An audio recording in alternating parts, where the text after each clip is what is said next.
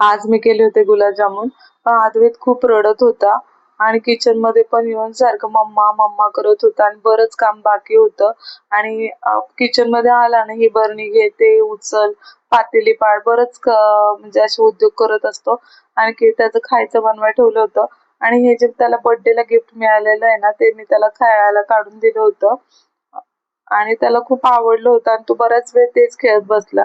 तो खेळत होता तोपर्यंत माझं सगळं भांडी ते आणि सामान ते लावून झालं. आणि आदल्या दिवशी आम्ही बाहेर गेलो होतो तेव्हा तन्मयने गुलाबजाम खाल्ले होते. तर तो म्हणला की मम्मा मला गुलाबजाम खायचे. तर घरात खूप ब्रेड पडले होते बाकी.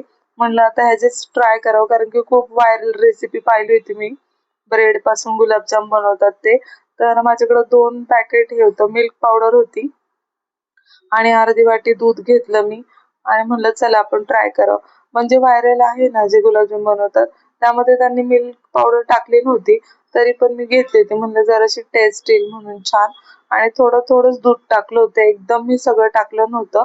तरी पण खूप ते पातळ झालं होतं. कसं बसं तुपाचा हात घेऊन ते मळलं होतं आणि गोळे पण तुपाचा हात लावूनच केले होते.